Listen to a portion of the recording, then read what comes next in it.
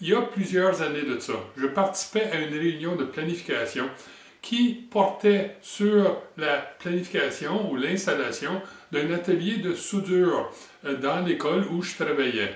Il y avait plusieurs personnes présentes à la réunion, mais j'étais le seul technicien. À peu près au milieu de la réunion, le jeune architecte qui était responsable des installations physiques de ce nouveau laboratoire m'a posé une question. Elle était une jeune architecte, fraîchement graduée, et elle prenait le tout assez au sérieux. Et elle me demanda, vous avez demandé pour 2 couvertures de feu dans l'atelier. Où est-ce qu'ils devraient être placés? Là, je ne sais pas pourquoi j'ai dit ce que j'ai dit, mais ça ne m'a pas empêché de le dire quand même. Et ce que je lui ai répondu en la regardant sérieusement, c'est pas tellement important où il se situe, puisqu'un étudiant en feu, ben, ça court très vite. Là, on aurait pu entendre une mouche voler, si c'était pas du bruit de tous les visages qui se crispaient. Moi, je pensais que ma petite réplique comique était bien drôle, mais j'étais le seul qui pensait ça.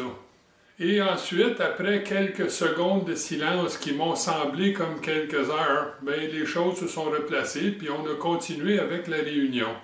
De cette réunion, j'ai appris 3 choses.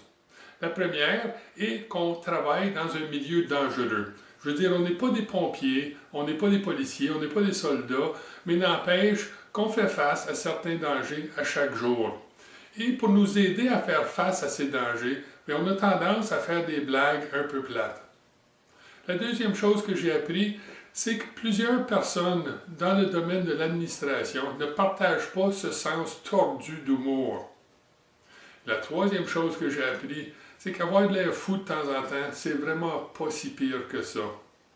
La seule option à avoir de l'air fou de temps en temps, ben, c'est de réfléchir à tout ce qu'on va dire. Et ultimement, ça nous apporte au point où on ne dit plus rien. Je vous avouerai que même 20 ans plus tard, quand je pense à cette réunion-là, ben, je ris encore un peu. La vie, ben, elle est comme ça des fois. Donc ça, c'était l'histoire de la semaine.